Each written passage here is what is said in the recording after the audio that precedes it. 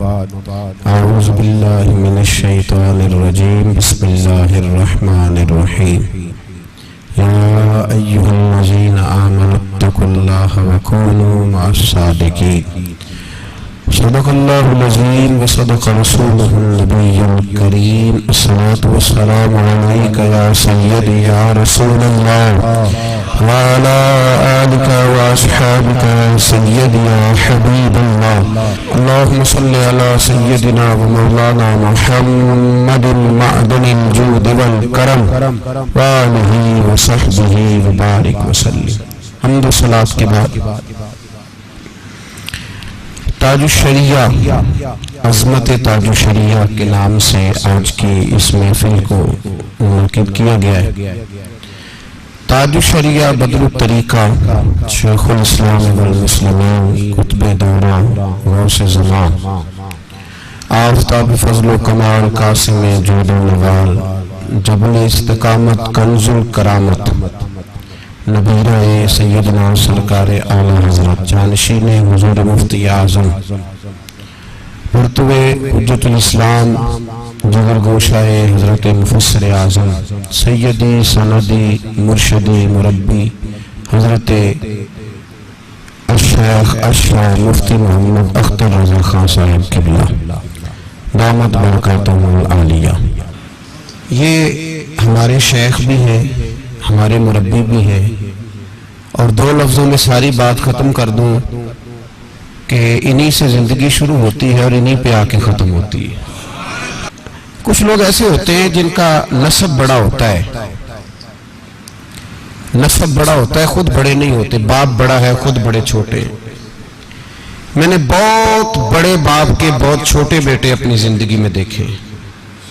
بہت بڑے باپ کا بیٹا ہے پر بہت چھوٹا.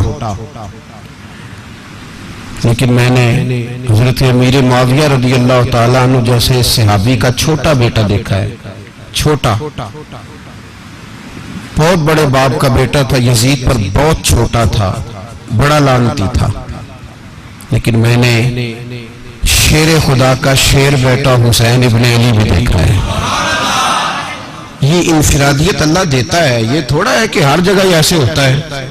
بہت بڑے باپ کا بہت چھوٹا بیٹا بھی ہوتا ہے، پر بہت بڑے باپ کا بہت بڑا بیٹا بھی ہوتا ہے، بہت بڑا بیٹا بھی ہوتا ہے. حسین ابن علی رضی اللہ تعالیٰ عنہ کا کمال یہ ہے کہ ان کا صرف یہ تعارف نہیں کہ وہ شیر خدا کے بیٹے ہیں، ان کا تعارف یہ ہے کہ وہ وقت کے فرعون کو لتاڑنے والے. ان کا یہ تعارف بھی ہے کہ وہ کربلا کو سارا رنگ دینے والے ہیں. ان کا یہ تعارف بھی ہے کہ امت کی گرتی ہوئی کشتی کو اپنے لہو کے ساتھ پار کنارے لگانے والے بھی ہیں. تو حضرت حضور مفتی محمد اختر رضا خان قبلہ دامت برکاتہم العالیہ صرف یہ نہیں کہ وہ میرے پیر ہیں، میرے مرشد ہیں، ہمارے شیخ ہیں، صرف اتنی بات نہیں. انہوں نے تو کبھی لکھایا ہی نہیں کہ میں بریلی شریف کا سجادہ نشین ہوں. یہ تو کبھی لکھوایا ہی نہیں، نہ اپنے قلم سے لکھا کہ میں سجادہ نشین ہوں.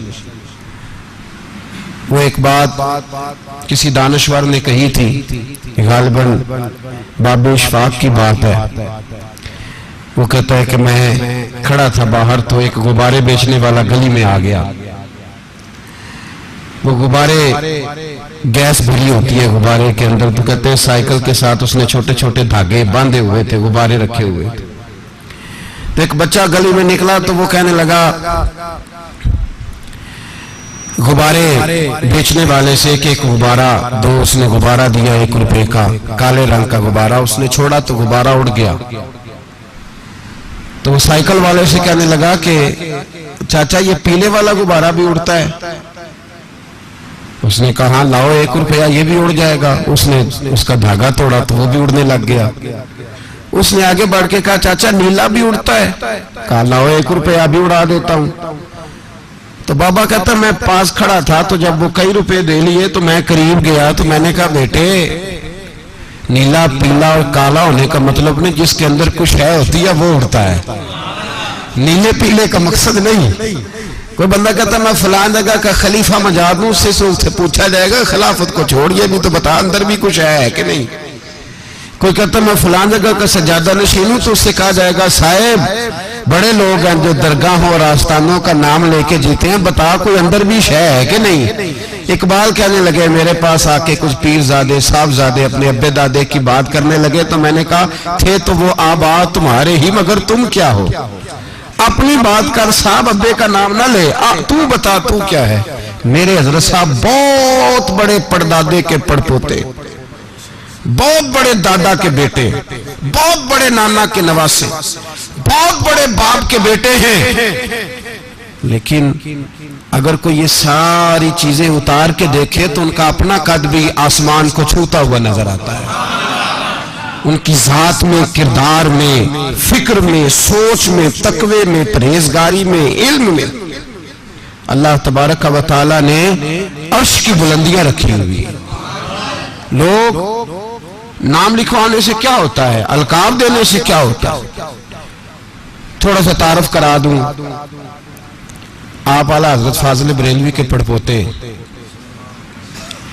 اعلیٰ حضرت رحمت اللہ علیہ نے اپنے پوتے کی شادی جب کی تو اپنی پوتی کے ساتھ ہی کر دی۔ بڑے بیٹے کا بیٹا تھا، چھوٹے بیٹے کی بیٹی تھی، تو آپس میں نکاح کر دیا۔ تو اعلیٰ حضرت کے بڑے صاحبزادے حجت الاسلام ہوئے، حضرت صاحب کے وہ دادا ہیں، اور مفتی اعظم ہند چھوٹے صاحبزادے ہوئے تو وہ نانا ہیں، اور جو پوتے تھے اعلیٰ حضرت کے وہ ہندوستان کے سب سے بڑے مفسر تھے۔ ایسی زبردست قرآن مجید کی تفسیر لکھتے اور بیان کرتے تھے کہ دنیا دنگ رہ جاتی تھی۔ وہ میرے حضرت صاحب کے والد گرامی ہیں۔ اور ٹھیک ہے، مفتی کا بیٹا مفتی ہوتا ہے، عالم کا بیٹا عالم ہوتا ہے، پیر کا بیٹا پیر ہوتا ہے، ایسے نہیں۔ حضرت 1943 میں پیدا ہوئے، 4 سال 4 مہینے 4 دن کی عمر ہوئی تو ان کے والد نے بسم اللہ شریف پڑھائی، پھر انہیں قرآن مجید پڑھانا شروع کیا۔ حضرت نے تعلیم حاصل شروع کی، پرائمری، میٹرک، پھر بریلی میں ایک اسلامیہ کالج ہے جہاں بہت بڑا عرص ہوتا ہے، وہاں سے انہوں نے کالج کی تعلیم حاصل کی۔ پھر منظر اسلام جو اعلیٰ حضرت کا مدرسہ ہے جس نے پوری دنیا کو علماء دیے، اس مدرسے میں باقاعدہ درس نظامی پڑھا پورا۔ 1963 کے اندر آپ کے والد کہنے لگے میرا دل کرتا ہے میرا بیٹا دنیا کی سب سے بڑی اسلامک یونیورسٹی میں جا کے پڑھے، تو آپ کے والد گرامی نے جا کے انہیں ازہر یونیورسٹی مصر میں داخل کرا دیا۔ 1963 سے لے کر 1966 تک 3 سال انہوں نے تخصص کیا، ایک ہوتا ہے MBBS ڈاکٹر، ایک ہوتا ہے اسپیشلسٹ۔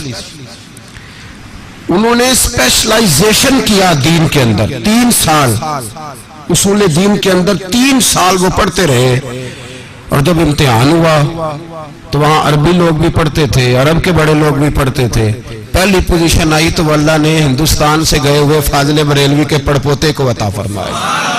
پہلی پوزیشن حضرت نے لی، پہلی پوزیشن۔ اور آپ کے والد گرامی بیمار تھے، بوڑھے ہو رہے تھے، تو آپ نے ایک رسالہ نکالا کرتے تھے ہندوستان سے مانوا اعلیٰ حضرت، اس کے اندر لکھا میں غروب ہو رہا ہوں لیکن میرا اختر رضا طلوع ہو رہا ہے، اور جب وہ طلوع ہوگا تو زمانہ دیکھے گا کہ میرے سورج کی کرنیں کہاں کہاں جاتی ہیں۔ حضرت 1966 میں پڑھ کے آئے، تو جب آئے تو وہاں سجادگی بھی یہ نہیں کہ باپ کے بعد بیٹا، حالات یہ تھے کہ پہلے حجت الاسلام بڑے بیٹے سجادے تھے، پھر چھوٹے بیٹے۔ مفتی اعظم ہند آپ کے نانا جانتے، ان کا 1.25 کروڑ آدمی مرید تھا، 1.25 کروڑ آدمی بیعت تھا اس زمانے میں، اور بڑے بڑے محدثین مفسرین ان کے سلسلے میں مرید تھے۔ جب حضرت تشریف لائے تو فرمانے لگے حضور مفتی اعظم ہند اعلیٰ حضرت کے چھوٹے شہزادے اختر رضا، یہ گھر میں بیٹھنے کا وقت نہیں، امت کو تیری بڑی ضرورت ہے، گھر میں بیٹھنے کا وقت نہیں، میدان میں نکلو۔ تو حضرت فرماتے میں اس وقت سے نکلا ہوا ہوں، اس وقت سے میدان میں۔ حضرت صاحب اردو بولتے ہیں تو جیسے لکھنؤ کے بہترین لوگ اردو بولتے ہیں ایسی بولتے ہیں، اور حضرت عربی بولتے ہیں تو عرب لوگ بھی دنگ رہ جاتے ہیں کہ اتنی اعلیٰ عربی بولتا ہے۔ انگریزی بولتے ہیں تو ان سے اچھی انگریزی کوئی نہیں بولتا۔ دنیا کی کئی زبانوں میں دسترس حاصل ہے، اور حال یہ ہے کہ دنیا کا کوئی کونا ایسا نہیں جہاں میرے حضرت نے سفر نہ فرمایا ہو۔ عالمی انٹرنیشنل شخصیت، انٹرنیشنل ہر دنیا کے کونے میں آپ گئے اور ہر جگہ جا کے انہوں نے رسول اللہ صلی اللہ علیہ وسلم کے دین کا نام بلند فرمایا. اور صرف یہ نہیں کہ بد مذہب سے، بد عقیدہ سے، غیر مسلم سے بھی کہا کہ میں رسول اللہ کا نوکر ہوں، اگر مناظرہ کرنا ہو تو میں حاضر ہوں. ہر سوال کا جواب دینے پوری دنیا کا سفر فرمایا، کتابیں بھی لکھی، تدریس بھی فرمائی. میں 90 کی دہائی سے حضرت کا غلام ہوں.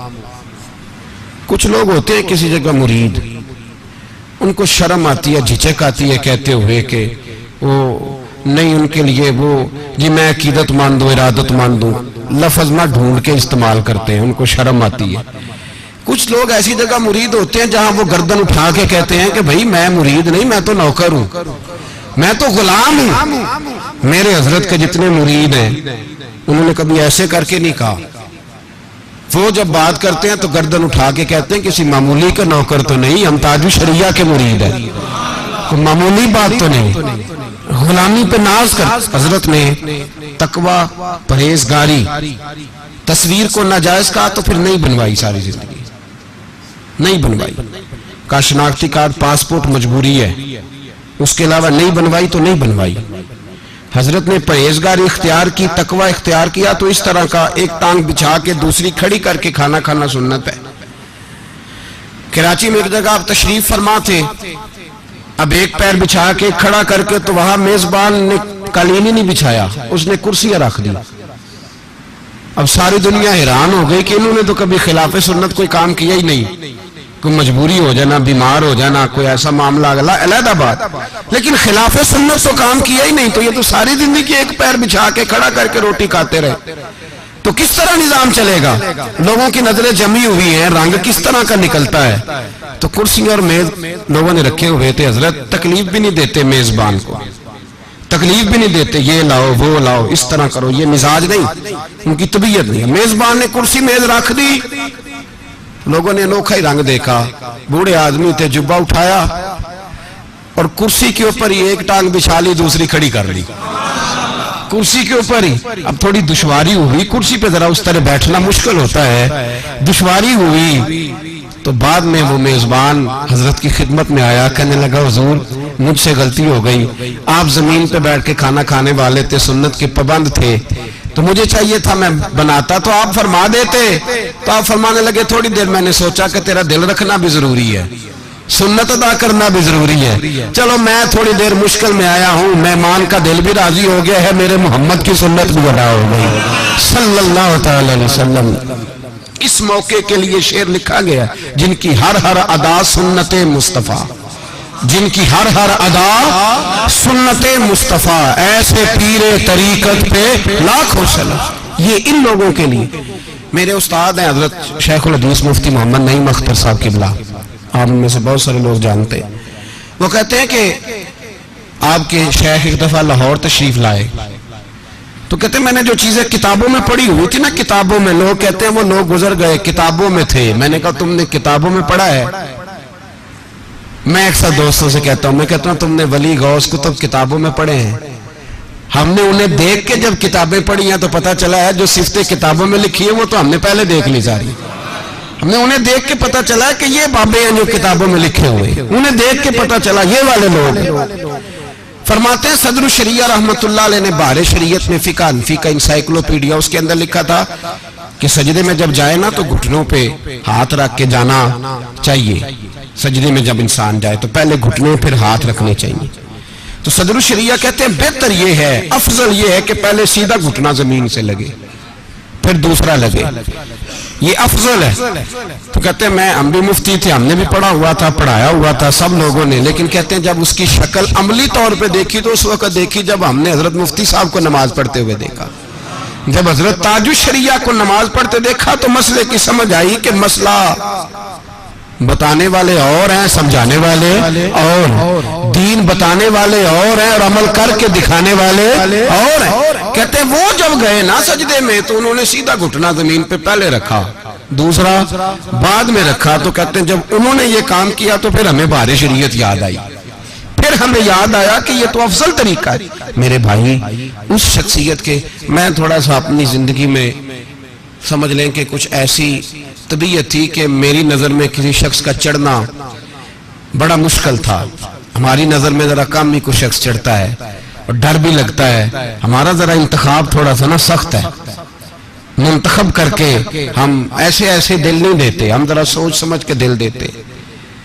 میرے رسول پاک سید عالم صلی اللہ تعالی علیہ وسلم نے اولیاء اللہ کی جو صفتیں بیان کی, جو چیزیں بیان کی, تو وہ تھوڑی تھوڑی پڑھ بیٹھے تھے. تو ہم ذرا سوچتے تھے کہ ہمارے معیار پہ کوئی پورا اترے تو اس کے قریب جائے نا, ایسے تو نہیں نا ہر جگہ دل دے دینا. تو وہ سوچا کرتے تھے کہ یہ چیزیں پڑھ لی ہیں تو اب کیا کریں. میں نے حضرت کو 90 کی دہائی میں دیکھا, بس پہلی نظریں لوٹ لے ماہی تیرے یہاں ہار شنگارا, بات ختم ہو گئی پہلی نظر میں. اور یہ جو نظر ہے نا یہ اپنی صفت رکھتی ہے. ایک بزرگ فرماتے ہیں جب بندے کے اندر معصومیت ہوتی ہے تو اس کے چہرے پہ بھی نظر آتی ہے. جن کے اندر معصومیت نہیں ہوتی ان کے چہروں پہ بھی معصومیت کو نہیں سمجھ آئی آپ کو, تبھی تو آپ آنکھیں بند کر رہے ہیں. تھوڑی تھوڑی سمجھ آئی ہوتی تو آنکھیں کھل جاتی. جس کے اندر معصومیت ہوتی ہے اس کے باہر بھی, اور اگر اندر نہ ہو تو منہ سے کچھ جعلی معصوم بنے تو اس سے بنا, یہ پکی بات ہے, یاد رکھ لیں. اس کی دلیل میرے رسول پاک علیہ السلام نے فرمایا جو رات کو تہجد پڑھے سویرے اس کا چہرہ ہی بتا دیتا ہے کہ اس نے تہجد پڑھی ہوئی ہے. اس کو بتانے کی ضرورت نہیں کہ میں 4 بجے اٹھا تھا میں نے تہجد پڑھی. اور میرے نبی پاک نے بخاری میں اللہ کے ولی کی علامت بیان کی, فرمایا ولی کا چہرہ دیکھو تو خدا یاد آ جاتا ہے. چہرہ دیکھنے سے پتہ چل جاتا ہے کہ یہ اللہ کا ولی ہے. اس کے چہرے کا حسن, تقوی, پرہیزگاری. میرے حضرت کا چہرہ ایسا ہے کہ خالی وضو کر کے, خالی امامہ باندھ کے, وضو کر کے امامہ باندھ کے کبھی بریلی کی گلیوں میں نکلے نا تو ہندو چہرہ دیکھتے جاتے ہیں اور کہتے جاتے ہیں یار یہ کوئی انسانوں کا چہرہ تو نہیں لگتا, یہ تو کوئی دیوتا ہے, یہ تو کوئی فرشتہ ہے جو اتر آیا. بات کریں تو معصومیت کے پھول جڑتے ہیں. ان کے لب و لہجے سے یوں ہے جیسے اس شخص کے لفظوں نے بھی وضو کیا ہے, جیسے اس کی باتیں بھی طہارت کر کے آئی ہیں, جیسے اس کے جملوں کو بھی کسی نے کستوری لگا دی ہے. یہ شخص چلتا ہے تو زمین بھی اٹھ کے کہتی ہے ذرا ٹھہر جا, میں کھل کے پیر تو چوم لوں. لگتا ہے کہ دھرتی رک رہی ہے, زمانہ آوازیں دے رہا ہے, لوگ پیچھے بھاگ رہے ہیں. پتہ نہیں کون لوگوں کو بتا دیتا ہے کہ یہاں وہ بیٹھے ہوئے ہیں. ہم نے دیکھا یہاں جہاں وہ ہوتے ہیں وہاں محفل ہوتی ہے, جہاں وہ ہوتے ہیں وہاں انجمن ہوتی ہے. خدا جانے کتنا ان کے وجود کو میٹھا لگا ہوا ہے کہ شہد بانٹنے والی مکھیاں پلٹ پلٹ کے انہی کا طواف کرتی دکھائی دیتی ہیں.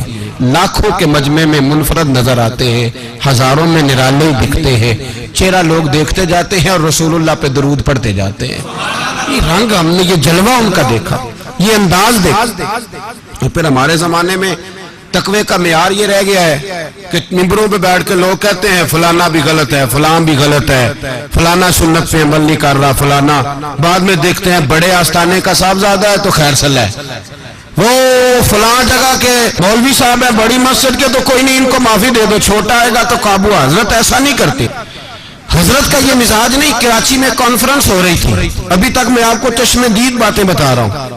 اللہ تبارک و تعالیٰ کا جو کامل ولی ہوتا ہے اللہ اسے روح عطا کرتا ہے. جو میرے نبی پاک صلی اللہ علیہ وسلم نے فرمایا جو اللہ سے ڈرتا ہے پھر وہ کسی اور سے نہیں ڈرتا. بس سمجھ جاؤ اس بات کو, جو اللہ سے ڈرتا ہے وہ کسی اور سے نہیں ڈرتا, اور جو اللہ سے نہیں ڈرتا وہ ساری دنیا سے ڈرتا ہے. اللہ سے ڈرتا ہے وہ پھر کسی اور سے.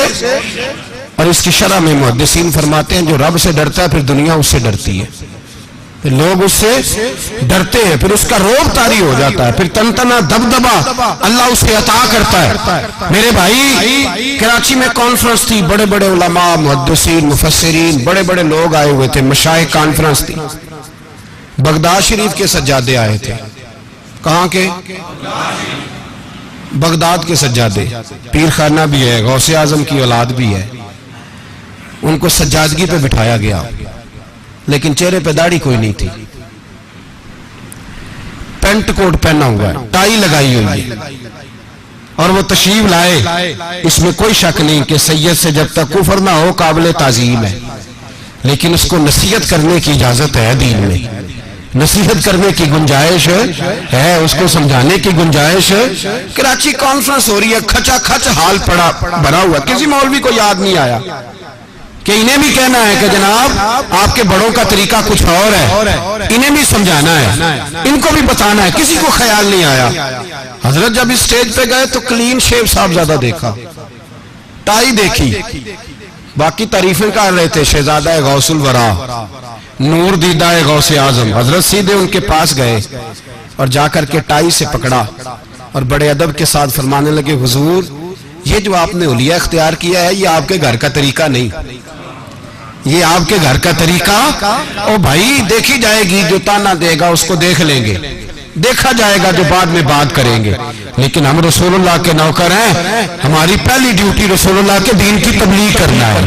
یہ پیغام ہے میرے حضرت صاحب کا. فرمایا او جناب یہ جو آپ نے حلیہ اختیار کیا یہ آپ کے گھر کا طریقہ نہیں، ہم لوگ تو غلام ہیں، آپ نسل ہیں، آپ کی داڑھی سب سے اچھی ہونی چاہیے تھی، سنت کا لبادہ سب سے زیادہ آپ پر جچنا چاہیے تھا.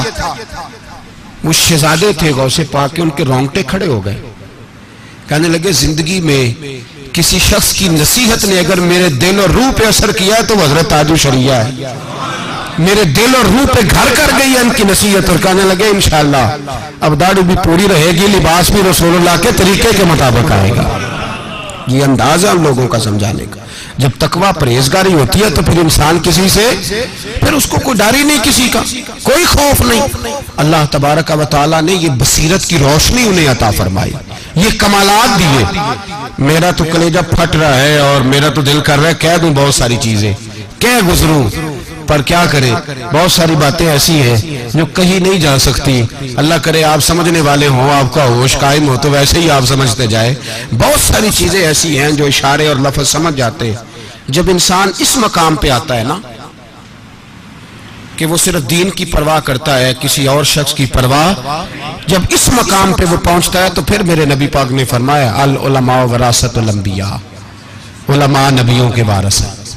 پھر فرمایا ہے کہ یہ علماء ان کے پاس میری وراثت ہے. جو پیسے دے کے بدل جائے، بڑی گاڑی دے کے بدل جائے، مولوی کی داڑھی پوری نہ ہو تو وہ مصلے پہ کھڑا نہ ہو سکے اور پیر کی جتنی مرضی ہو اس کے ہاتھ چومے جائے، یہ پھر مسئلہ ان لوگوں کے ہاں نہیں آتا. حضرت کا تقویٰ، بصیرت، پوری دنیا میں حق کا ڈنکا بجایا انہوں نے، پوری دنیا. اگر یا رسول اللہ کہا ہے تو پھر جس نے نبی پاک سے بغاوت کی اس کا ڈٹ کے مقابلہ کیا ہے. پھر جہاں جہاں حضور کی بے ادبی کا کسی نے نقطہ بھی لگانے کی کوشش کی، خنجر رضا لے کے انہوں نے گردن کاٹ کے رکھ دی اس ظالم کی. بڑی مخالفت کی لوگوں نے. اہل حق کی مخالفت ہمیشہ ہوتی رہتی ہے، ہمیشہ ہوتی رہتی ہے، لیکن انہوں نے کبھی کسی کی پرواہ نہیں کی. پھر اللہ نے انہیں کرامت کا نور بھی عطا فرمایا. یہ بڑی دیر کے بعد ملتا ہے، یہ آخری درجہ ہوتا ہے. میں نے خود دیکھا ایک بوڑھے شخص آئے، کہنے لگے حضور میرا بیٹا نظر و بینائی سے بڑا، میں اس وقت بریلی شریف میں تھا. کہا جناب میرا بیٹا معذور ہے، اس کو نظر نہیں آتا، تکلیف ہے، پریشانی ہے، آزمائش ہے، حضور دعا کر دے، مہربانی فرمائیں. حضرت نے کہا اللہ مہربانی کرے گا. صبر کی تلقین کی. وہ کہنے لگا نہیں حضور میرا ایک ہی سہارا ہے، مہربانی فرمائیں. پھر دوبارہ اس کو صبر کی تلقین کی، 2 3 4 دفعہ. اس بوڑھے نے جب بات کی، حضرت نے تلقین کی تو اللہ کے بندے بڑے نرم مزاج ہوتے.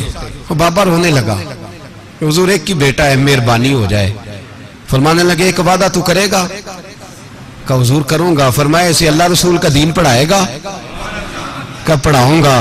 تو حضرت نے اس کو تھپکی دی، ماتھا چوما، چہرے پہ ہاتھ پھیرا.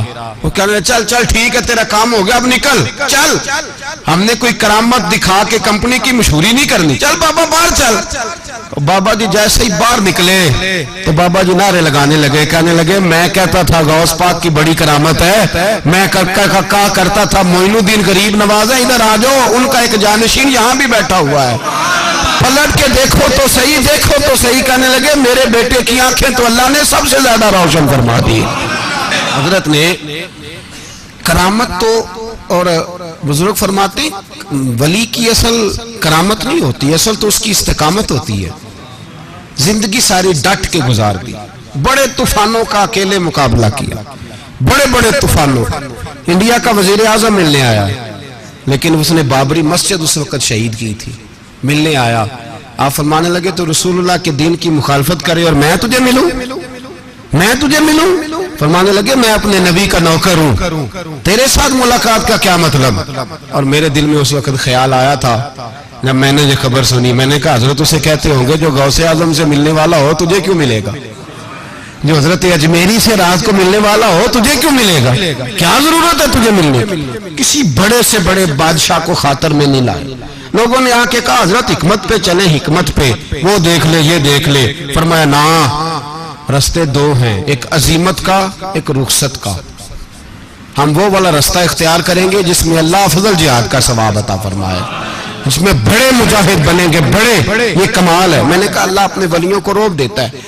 کچھ عرصہ پہلے ایک ڈاکٹر صاحب ہیں، MBBS ڈاکٹر ہیں ہندوستان کے، حضرت صاحب کے مرید ہیں، میرے پیر بھائی ہیں۔ وہ کہتے ہیں میں حضرت صاحب کے ساتھ حج کرنے گیا، میرے بال بچے بھی ساتھ تھے، تو حضرت کی نظر ظاہراً کافی، اب ظاہری طور پر، ورنہ تو اللہ نے انہیں بصیرت کی آنکھیں عطا فرمائی ہوئی، ظاہری طور پر نظر مبارک کچھ کمزور ہے، طبیعت بھی بڑی زیادہ محنت کی، انہوں نے سالوں میں صدیوں کا کام کیا دین کے لیے۔ میرے جیسے کئی انہوں نے ایسے نوکر تیار کیے جو کئی تھوڑی بیٹھ کے دین کی نوکری کر رہے ہیں، کئی، اور ان میں سے سب سے نکمہ میں ہوں۔ باقی جتنے بھی آپ کو حضرت کے غلام ملیں گے وہ بڑے ملیں گے، ایک حقیقت بیان کر رہا ہوں، بڑے ملیں گے، بڑے۔ اور ہماری یہ خوبی ہے کہ چلو ہمارا نام تو آتا ہے نا ان کے غلاموں میں، اور یہ اعزاز ہے۔ کسی کو فتویٰ دینا ہو تو ضرور دے، پر ہم تو جب مریں گے تو کفن پہ بھی ان کا نام لکھا کے مریں گے، ضرور دے کسی کو فتویٰ دینا ہے تو اعتراض نہیں۔ حضرت بڑے، وہ ڈاکٹر صاحب کہتے ہیں میں ساتھ گیا حضرت کے، تو بڑی بھیڑ تھی، حضرت کو ویل چیئر پہ تھے، کمزوری تھی، تو حضرت اللہ تبارک و تعالیٰ نے شان عطا فرمائی ہے کہ سعودی گورنمنٹ نے تحریراً گزارش کی تھی کہ ہم چاہتے ہیں آپ آ کے خانہ کعبہ کو غسل دیں، آپ غسل دیں، تحریری گزارش کی تھی۔ وہ آگے ان کی موت ہے، وہ مانے نہ مانا، بات علیحدہ ہے۔ تو حضرت تشریف لے گئے عمرہ کرنے، اب طواف ہو رہا ہے، تو ڈاکٹر صاحب کہتے ہیں کہ ساری زندگی وہ پتہ نہیں کتنی حاضریاں دی حضرت نے، کتنے حج کیے، خدا بہتر جانتا ہے۔ کہتے ہیں بہت زیادہ بھیڑ تھی، تو اچانک فرمانے لگے ڈاکٹر صاحب میں نے حجر اسود کا بوسہ لینا ہے۔ کہتے ہیں میں پریشان ہوا کہ اتنے رش میں حضرت کی طبیعت بھی علیل ہے، تو دھکے بھی پڑتے ہیں، حجر اسود کا بوسہ لینا کوئی آسان کام ہے؟ کہنے لگے یہ جو پھیرا ہے نا طواف کا، یہ آخری ہے، تو اب میں نے بوسہ لینا ہے۔ کہتے ہیں میں سامنے لے گیا ان کو حجر اسود کے، جیسے ہی حضرت حجر اسود کے سامنے پہنچے انہوں نے اینک اتاری، اور اینک اتار کے جیسے ہی وہ کھڑے ہوئے، جتنا مجمع تھا وہ سارا آدھا ادھر ادھر ہٹ گیا، اور ایک شخص بھی حجر اسود کے سامنے موجود نہیں رہا، ایک شخص بھی۔ کہتے ہیں 2 پولیس والے دوڑے آئے، انہوں نے حضرت کو ساتھ کھڑے ہوئے، حضرت نے اپنی مرضی سے بوسے لیے، اور بوسے لے کے دوبارہ جب ویل چیئر پہ ہوئے تو رش دوبارہ سے شروع ہو گیا۔ ڈاکٹر صاحب بات بیان کر رہے تھے تو میرا دل کر رہا تھا ان کے کان میں کہوں بات یہ نہیں، بات یہ ہے کہ حجر اسود نے کہا تھا آؤ ذرا جاتے جاتے میرا بوسہ تو لے جاؤ، تو حجر اسود نے آواز دی تھی، تو جب کسی کو بلایا جائے تو پھر اللہ بندوبست بھی کرا دیتا ہے، رب کریم نے بندوبست کرایا تو بات ہو گئی۔ اللہ نے انہیں یہ اعزاز بخشا، یار آدمی ہو گئی کہ حضرت مدینہ شریف کے کمرے میں جا کے بیٹھے تو ہزاروں کا مجمع زیارت کرنے پہنچ جائے۔ میں نے ایک سفر مدینے کا حضرت کے ساتھ، مجھے اللہ نے موقع دیا ایک سفر پہ، میں بھی حاضر تھا، حضرت بھی وہاں تشریف رکھتے تھے، میں نے دیکھا ہے ہم حضرت کی ویل چیئر کو لے کے جب غلام نکلتے تھے تو چاروں جانب سے عربی بھی دوڑ کے آتے، چاروں جانب سے پوچھتے تھے ان کا نام کیا ہے، ان کا لائق مجھے بھی کھڑا کر کے کہنے لگا شیخ کا نام کیا ہے، اور میں نے کہا تو کھول کے زیارت کر لے، تیرے لیے زیارت ہی کافی ہے، نام بھی ہم ان کا اتنی جلدی نہیں بتاتے، تیرے لیے زیارت ہی بڑی کافی ہے، یہ کوئی معمولی بات ہے سب کو بتاتے جائے؟ میرے حضرت کو یہ عظمت، یہ شان، یہ مرتبہ، یہ مقام اللہ نے دیا، یہ عظمت بیان۔ اور جہاں تک مریدوں کا تعلق ہے، حضرت کے مرید لاکھوں میں، حضرت سال میں 2 دفعہ پاکستان آیا کرتے تھے، میں بھی یہاں لاہور میں مرید ہوا تھا، کراچی میں بڑی زیارتیں کی، حضرت نے ایک سفر گجرانوالہ کا بھی فرمایا کسی زمانے میں، حضرت یہاں بھی تشریف لائے، اور پھر بریلی میں جا کر کے ہم نے بڑی کھل کے دیدار کیا، ان کی خدمت میں بیٹھے، बुखारी का वो दरस देते थे तो हमें भी वो दरस सुनने का मौका मिला, शागिर्द बनने का भी अल्लाह ने मौका अता फरमाया। अल्लाह करीम ने बड़ी सादतों से हमें नवाजा, हमने वो रंग सारा उनका देखा।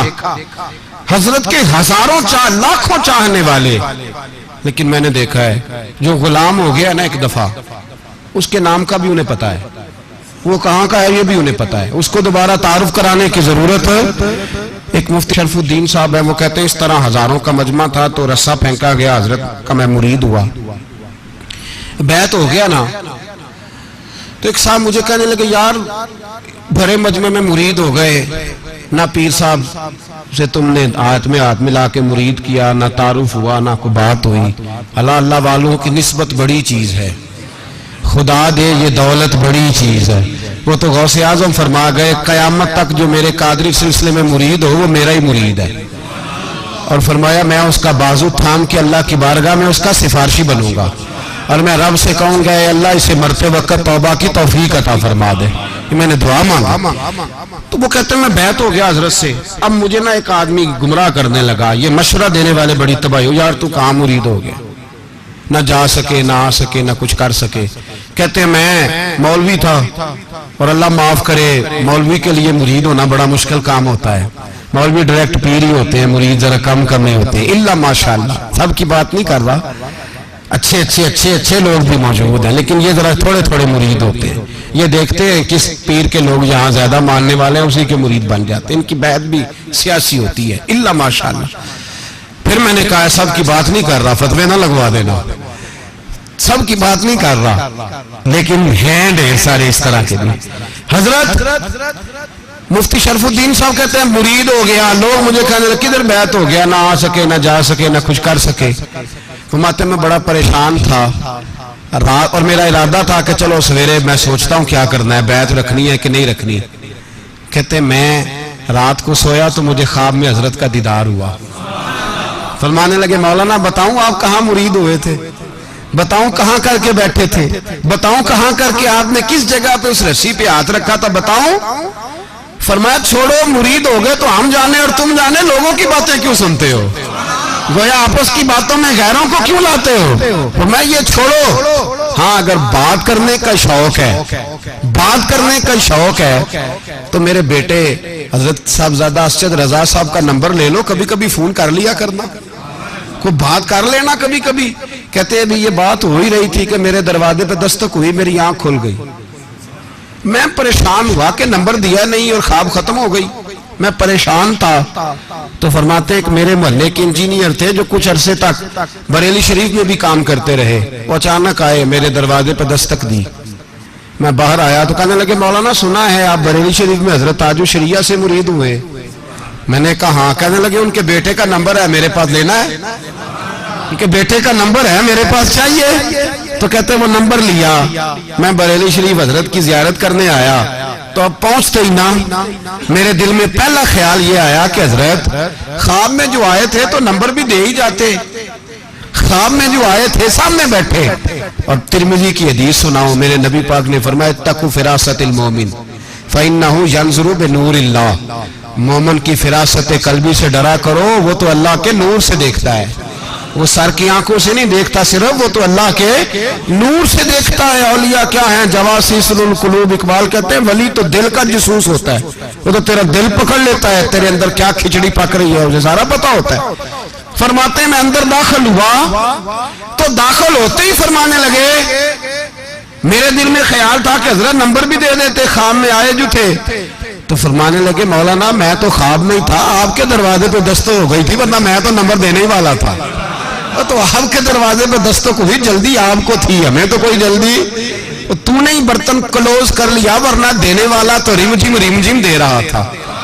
और बोले आदमी तू ही छोड़ के चला गया, वरना देने वाला तो तुझे भर भर के दे रहा था, देने वाला तो तुझे भर भर के दे रहा था, तूने ही दरवाजा बंद कर लिया, वरना बड़ा मिल रहा था, तूने ही पूरी तवज्जो नहीं की, वरना बड़ा मिल रहा था, और शायद तुझे ही मिल रहा था, ख्याल ही तेरी जानिब था। भाई मेरे हजरत को अल्लाह ने वो कमाल दिया।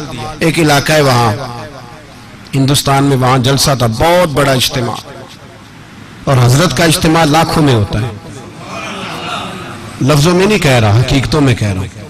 لاکھوں میں اجتماع ہوتا ہے جہاں حضرت کی تقریر، پتہ نہیں پروانے کہاں کہاں سے آتے ہیں. اور یہ وہ دور ہے جب اللہ اپنے بندوں کو وہ والی فضیلت دیتا ہے، اذا جاء نصر اللہ والفتح ورأیت الناس یدخلون فی دین اللہ افواجا. اللہ پورے مرتبے دیتا ہے. تو بڑا لاکھوں کا اجتماع تھا. میرے سیدی، میرے شیخ، میرے محسن حضرت صاحب قبلہ دامت برکاتہم العالیہ، آپ نے وہاں جانا تھا. 2-3 دن کے بعد جلسہ تھا، تو وہاں ایک مجذوب بزرگ رہتے تھے اس علاقے میں. حضرت کا جس دن پروگرام تھا اس سے 2 دن پہلے بابا جی کا انتقال ہو گیا. جب غازی علم الدین شہید کو لاہور سے منتقل کیا گیا نا میاں والی جیل میں، تو میاں والی کے اندر ایک شخص رہتا تھا، وہ کبھی بولا نہیں تھا، گنگا تھا پر مجذوب تھا. اب تو جعلی مجذوب بنے ہوئے نا لوگ، روٹی کا بھی پتہ ہے، پیسوں کا بھی پتہ ہے، تو باقی نمازوں کی باری دفعہ گول مجذوب بن جاتے ہیں، باقی ہر شے کا پتہ ہے. ایک مجذوب رہا کرتا تھا، زندگی میں کبھی گفتگو نہیں کی اس نے، کبھی نہیں بولا. تو جب حضرت غازی علم دین شہید رحمت اللہ علیہ کو لاہور سے میاں والی منتقل کرنے کا وقت آیا تو وہ زور زور سے چلانے لگا، بول پڑا. لوگ کٹھے ہو گئے، گنگا بابا بول پڑا ہے. تو کہنے لگا بھی میں جا رہا ہوں اور وہ آ رہا ہے، میں جا رہا ہوں وہ آ رہا ہے. کیوں، کیا ہوا؟ کہنے لگے ایک شہر میں اتنے بڑے 2 عاشق نہیں رہ سکتے. تو جس وقت غازی علم دین علیہ رحمہ کی سواری میاں والی پہنچی تو اس شخص کا انتقال ہو گیا. لیکن میں حضرت وہاں جا رہے تھے تو مجذوب بابا جی حضرت کے جانے سے پہلے انتقال کر گئے. اور جب انتقال کر گئے تو ان کا سارا جسم اکڑ گیا اور کٹھا ہو گیا، جس طرح گٹھڑی کٹھی ہو جاتی ہے. پاؤں اوپر کو اٹھ گئے، ہاتھ نیچے آ گئے، گردن آگے ہو گئی، سارا جسم. علماء پریشان، عوام علاقے کی پریشان کہ بابے کو غسل کیسے دیں. اکڑ گیا سارا جسم، کٹھا ہو گیا. اور کل پروگرام بھی ہے، اور ان بزرگوں کو لوگ جانتے تھے کہ یہ مجذوب ہے، حقا سچا مجذوب ہے. لوگ عقیدت مند بھی تھے. راش ہے، عجیب سی آزمائش. اب لوگ بڑی کوشش کرتے رہے، ڈاکٹروں کو بھی بلایا گیا، سب کچھ کیا، لیکن کوئی حل نہ نکلا. اگلے دن حضرت تشریف لے گئے. لوگوں نے کہا حضور یہ مسئلہ ہے، اس طرح کی پوزیشن ہے. وہ بابا جی ہیں تو وہ فوت ہو گئے، مجذوب تھے، تو کیا کریں؟ آپ فرمانے لگے مجھے لے چلو، مجھے لے چلو. ملا رومی کہتے ہیں ولی کو ولی پہچانتا ہے، ولی کو دکھیے دی گل دکھیا سمجھے، سکھیے نو کی خبراں. جو اس مقام کا ہی نہیں اسے کیا پتا کہ بات کیا ہو رہی ہے. فرماتے ہیں کہ حضرت فرمانے لگے مجھے لے چلو. حضرت پہنچے، مجمع لگا ہوا تھا سیدھے میت کے قریب. رب کریم کے بندوں کو اللہ وہ مقام دیتا ہے کہ لوگ سمجھ نہیں سکتے. اور یہاں ایک بات کہہ دوں، اگر سمجھ میں آ گئی تو بھی ٹھیک، نہ آئی تو بھی ٹھیک. اللہ کے ولیوں کے تعلقات آپس میں مرنے سے ٹوٹتے نہیں، یہ مرنے کے بعد بھی قائم رہتے ہیں. سمجھ میں آ گیا تو بھی ٹھیک، نہیں آیا تو بھی ٹھیک. بابا جی انتقال کر چکے، وصال ہو چکا. قبر مری تے میرے اپیرا جے کر پاویں پھیرا، قبر دے وچوں ہڈیاں اٹھ کے مجرا کر سن تیرا. حضرت پہنچے، کان میں بابا جی کے قریب گئے، یوں کان پکڑ کے کوئی بات کی، کوئی بات، اللہ اکبر، کوئی بات کی. جب حضرت نے کان میں کوئی جملہ کہا تو بابا جی کا سارا وجود سیدھا ہو گیا، سارا وجود. مجمع پہ سناٹا طاری ہو، ایسے ہے جیسے کچھ عجیب سا رنگ، حالات بدل گئے. لوگ کہا چلو چلو غسل دو، کفن پہ ناؤ، جنازہ پڑھے. لوگ جمع ہو گئے حضرت کے پاس، علماء اور مشائخ کا. حضور بتائیے تو صحیح آپ نے کیا کہا، ایسا کیا جملہ کہا کہ کل سے لگے ہوئے تھے سیدھا نہیں ہو رہا تھا. فرمایا چلو ٹھیک ہو گیا نا، جنازہ پڑھاؤ. جو صاحب نظر تھے وہ قدموں میں بیٹھ گئے، حضور مہربانی کریں بتا دیں. تو حضرت فرمانے لگے کہنا کیا تھا؟ میں نے اس کے کان میں کہا کہ اختر رضا آ گیا ہے، تیرا جنازہ پڑھا کے جائے گا. اختر رضا آ گیا ہے، تیرا جنازہ. پتہ نہیں آپ کو سمجھ آئی ہے کہ نہیں آئی. تو وہ فوت شدہ بزرگ انتظار کر رہے تھے کہ مولا تیرا ایک وقت کا غوث جو یہاں رہتا ہے، ایک قطب دوران جو یہاں ہیں، تو میں ایسے ہی دنیا سے چلا جاؤں؟ انتظار ہو رہا. جب کہا نا کہ آ گیا جنازہ پڑھا کے جائے گا تو فوراً سیدھے ہو کے کہنے لگے حضور وعدے پہ قائم رہیے گا. اب وعدے پہ. حضرت بایزید بستامی رحمت اللہ تعالی علیہ کا انتقال ہوا. اس زمانے میں ایک آدمی کفن چوری کیا کرتا تھا. کفن چوری کرتا تھا، کپڑا بڑا مہنگا ہوتا تھا تو کفن چور بھی پیدا ہو گئے تھے، اور رات کو دیکھتے تھے کہاں کسی کو دفن کیا تو سویرے جا کے کفن چوری کر کے لے آتے۔ آپ کا انتقال ہوا تو ایک کفن چور آدمی وہ کہتا ہے میں جنازے میں گیا لیکن میں نے کہا یہ اللہ کے ولی ہیں، ان کی طرف مجھے نہیں دیکھنا چاہیے۔ اگلے دن میں دوبارہ گیا، ایک کفن چوری کرنے تو میری ہمت نہ ہوئی، تیسرے دن پھر گیا تو ہمت نہ ہوئی، کہتے ہیں چوتھے دن ہوا تو حضرت بایزید میری خواب میں آئے، کہنے لگے چل بس کر اب نہ چوری کرنا۔ میں نے کہا حضور کیا ہوا؟ فرمانے لگے جس نے میرا جنازہ پڑھا اللہ نے سب کی بخشش فرما، تو اب تو بخشا ہوا ہو کہ پھر چوری کرتا ہے، خبردار۔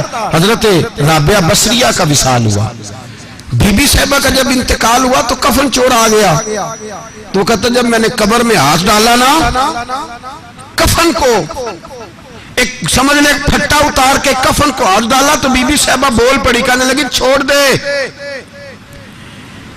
خبردار۔ کہتے میں کانپ گیا، سکتہ طاری ہو گیا، مردہ بول پڑا ہے۔ جو مردہ ہوتے ہیں انہیں ولیوں کی زندگی سمجھ میں نہیں آتی، مردہ بول پڑا تو حضرت رابعہ بصریہ فرمانے لگی چھوڑ دے، ایک بخشا ہوا ایک بخشی ہوئی کا کفن چوری کرے گا، بس کر چھوڑ دے۔ تو کہتے میں کام کے پیچھے گرا تو میں نے کہا اماں تو بخشی ہوئی ہے، تیرا تقوی پرہیزگاری خوف خدا زمانہ جانتا ہے، پر میں کیسے بخشا ہوں، میں تو پاپی ہوں، میں نے تو ساری زندگی گناہ کبیرہ کیا، مردوں کے کفن چوری کی، میں کیسے بخشا گیا؟ تو اماں کہنے لگی بولے کل جس نے بھی میرا جنازہ پڑھا ہے رب کریم نے سب کی بخشش فرما دی ہے، بخشے گئے سارے جنازے میں آنے والے۔ اللہ اپنے بندوں کو یہ شان عطا فرماتا ہے۔ میرے حضرت قبلہ عالم دوستو، دیانتداری سے کہتا ہوں مسجد میں بیٹھا ہوں اس وقت، اگر وہ والی سیرت جو کتابوں میں ہم ولیوں کی پڑھتے ہیں وہ اگر کسی شخص میں پائی جاتی ہے تو وہ میرے شیخ میں پائی جاتی ہے، میرے حضرت میں۔ ابھی آپ جب آئے لوگ کہتے ہیں آپ کی آخری ملاقات کب ہوئی، تو میں کہتا ہوں آخری ہوئی نہیں، کبھی نہ کبھی ہوگی۔ یہ کیسے ہو سکتا ہے؟ مالی دا کم پانی دینا، پھل پکے ہون یا کچے، پیر مریداں دے سر تے رہندا ہے، وہ جھوٹے ہون یا سچے۔ ہماری تو ملاقات آخری کی، ہم تو جنت میں بھی کٹھے رہیں گے، ان کے قدموں میں رہیں گے، اور ہم اللہ سے دعا مانگتے ہیں او جنت میرے کس کاری جتھے یار نظر نہ آوے، او دوزخ مینوں لکھ بہشتاں جتھے سونا آوے جاوے، تو وہاں بھی کٹھے ہوں گے۔ میں ابھی آخری دفعہ جب گیا تو یہ عزیزم ابرار بھی میرے ساتھ تھے، اجازت ہی 2 لوگوں کو ملی وہاں تک جانے کی، آپ کراچی تشریف فرما تھے، تو میرے ساتھ تھے۔ 2 گھنٹے ہم بیٹھے رہے، بے خبر ہو جو غلاموں سے وہ آقا کیا، 6 7 8 گھنٹے انتظار کرنا پڑا، شکن بھی نہیں آیا۔ نکاح جی کہتے ہیں اسے بٹھاؤ تو بندہ کسی جگہ کا اپنے آپ کو کتا بھی کہے تو کتے تو بیچارے ساری دیہڑی باہر بھی نوکری کر جاتے ہیں، یہ بھی نہیں کہتے میں نے اندر آنا ہے، وہ تو کبھی کہتے ہی نہیں۔ انہوں نے کبھی کہا ہے بندہ سگ بھی کہلائے اور پھر وہ ڈیوٹی بھی اور طرح کی کرے، نوابوں جیسی ڈیوٹی کرنا اور بات درویشی اور غلامی کی کرنا، یہ کیسے؟ 2 باتیں تو نہیں ہوتی، بات تو ایک ہوتی ہے۔ جڑیاں خسماں دی وچ عذاب وسن بھاگ جاگ جاندے ہو نہ گولیاں نے۔ کئی گھنٹے انتظار کیا تو کئی لوگ آئے، حضرت کب آئیں گے؟ چلے گئے، کئی آئے تو وہاں ایک مولانا بوڑھے بیٹھے تھے، مولانا اسرائیل ان کا نام تھا، تو مجھے کہنے لگے مولانا آپ نے نہیں جانا؟ میں نے کہا جی ہم نے کہاں جانا ہے، ہم تو یہاں رہنے کے لیے آئے ہیں۔ جب ان کی 1-2 شخص نے تھوڑی سی میرے اوپر تنقید کی نظر بھی ڈالی کہ یہ کب سے آیا ہے، تو کچھ ہوتا تو ملاقات نہ ہوتی، اور ہم ہیں بھی نہیں، ہم کچھ بھی نہیں، ہمارا تو 4تھے درجے کے نوکروں میں نام آ جائے تو بڑی بات ہے۔ 4تھے درجے کے نوکروں کو بھی کس میں ہوتی ہے نا، ایک سیکٹری ہوتا ہے، ایک چوکیدار ہوتا ہے، ان کے پاس بھی چابیاں وابیاں ہوتی ہیں، ایک بار والا ہوتا ہے، ایک 4تھے 5ویں درجے کا نوکر ہوتا ہے جس کو کبھی کبھی بتایا جاتا ہے چل گاڑی دھو دے، چل تو آ جا۔ ہم تو 4تھے درجے کے نوکر بننے کو بھی بھائی بڑے تیار ہیں اور ایمانداری سے تیار ہیں، وہ رکھ لے بس مہربانی۔ تو حضرت بیٹھے رہے، دیر ہو گئی، تھک جاتا ہوں، تھک گیا، بات آگے نکل گئی۔ اب بیٹھے تھے تو تنہائی تھی، مجمع ہوا نا جب مجمع پار محفل پہ حضرت ہمیں نہیں ملے، بار سیدھے مجلس پہ کئی سالوں کے بعد ملاقات ہوئی. چر ہویا مینو ترلے لیندے کدی موڑ میرے ول واگاں، خواب میری ایک وار جے آویں میں ساری عمر نہ جاگاں. دیر ہو گئی، میں بڑا ترسا ہوا بیٹھا تھا. کئی گھنٹے بیت گئے، بیٹھے رہے. مرضی ہے نا جی، یہی رس بولے تے دی مہربانی. تو دیر کے بعد جب وہاں پہنچے نا اسٹیج پہ سامنے حضرت کے پاس، حضرت سٹیج پہ آ گئے تو میری طبیعت ہے کہ میں جب اپنے شیخ کے پاس بیٹھتا تھا تو سب سے پیچھے بیٹھنے کی کوشش کرتا تھا، اس لیے کہ بڑھ بڑھ کے آگے ہونا کمال نہیں. کو پکڑ کے آگے کرے تو پھر بھی تھوڑی سی نوکری قبول ہونے کی بات سمجھو. پیچھے بیٹھ گئے ہم لوگ، میں بھی اور ابرار بھی، ہم پیچھے بیٹھ گئے. اب وہاں علماء اور مشائخ کا ڈھیر لگا ہوا تھا. حضرت کی نظر بظاہر خاصی کمزور ہے، لیکن جب بیٹھے تو یہ میرے ساتھ موجود تھے، آپ گواہی لے سکتے ہیں. حضرت نے فوراً نقیب محفل سے کہا کہ وہ پیچھے بیٹھا اسے تو آگے بلاؤ. میں جب اٹھا نا تو آپ یقین کریں میرا دل کرتا تھا پھاڑ ڈالوں کپڑے اور میں یہاں لوگوں کو بتاؤں کہ بے خبر ہو جو غلاموں سے. واقعہ کیا ہے. ہم لوگ آگے گئے اور جب میں اسٹیج پہ ان کے قدموں میں بیٹھا تو مجھے کہنے لگے بچے کو بھی بلاؤ جس کو ساتھ لائے ہو. اور جب میں بیٹھا ایمانداری کی بات ہے، میں نے سلام لی کان میں نے کہا حضور طبیعت کیسی ہے؟ فرمانے لگے تو جب سے آیا ہے مجھے تب سے پتا ہے تو بیٹھا ہے. تو جب سے آیا ہے مجھے تب سے پتا ہے. اب کل واپس چلے جانا اور جا کے وہاں دین کی نوکری کرنا. تو جب سے آیا ہے مجھے تب سے. مجھے فرمانے لگے کہ تو جب سے آیا ہے نا مجھے تب سے پتا ہے، جاؤ نوکری کرو. اور ایک جملہ کبھی نہیں بھولتا، فرمانے لگے میں تو تمہارے ساتھ ہی ہوتا ہوں. بس بات ختم ہو گئی، معاملات حل ہو گئے. باتیں بڑی ہیں، جو کروں تو کیا کروں، کہو تو راز حیات کہہ دوں، حقیقت کائنات کہہ دوں. وہ بات کہہ دوں جو پتھروں کے دلوں کو بھی پاش پاش کر دے. مجھے ایک شخص کہنے لگا ہر اسٹیج پہ چھائے ہوئے نظر آتے ہو. میں نے کہا کیا کروں، سب سے پیچھے بیٹھا ہوتا ہوں، سب سے پیچھے. لیکن وقت کا غوث اٹھا کے جس کو اسٹیج پہ بٹھائے اسے پیچھے کون بٹھا سکتا ہے. ہم وہ جڑیاں گڈیاں اب پہ ہی اڈیاں. ہم نے ان کی زندگی میں رانائی دیکھی ہے، غریب پروری دیکھی ہے. میں اتنا بڑا نذرانہ نہیں کبھی ان کو دے سکا. میں کسان کا بیٹا ہوں. میں تو ابھی 9th کلاس میں تھا، میرے ابا جی پردہ کر گئے تھے. میں نے بڑی غربت میں وقت گزارا ہے، لیکن مجھے ان کے ارب اور کھرب پتی مرید ہیں. کھرب پتی، وہاں لوگ کروڑوں روپیہ لے کے لائنوں میں کھڑے ہوتے ہیں. میں غریب باپ کا بیٹا اور مستعار زندگی، لیکن میں نے انہیں عزت دیتے دیکھا ہے. میں نے دیکھا ہے وہ قریب بلانے والے، وہ پیار کرنے والے. میں نے ان کی غریب، لوگ کہتے ہیں میرا پیر غریب نواز ہے، اور قسم اللہ کی میرا پیر غریب نواز ہے. میں نے غریب نوازی دیکھی ہے، میں نے وہ رنگ دیکھا ہے، میں نے وہ جلوہ دیکھا ہے. ان کے نرگسی ہونٹ جب کبھی کبھی میرے پیشانی کا بوسہ لیتے تو مجھے یوں لگتا کہ اللہ نے جتنی خوشبو دنیا میں رکھی تھی میرے شیخ نے ساری میرے وجود کے اندر اڈیل دی.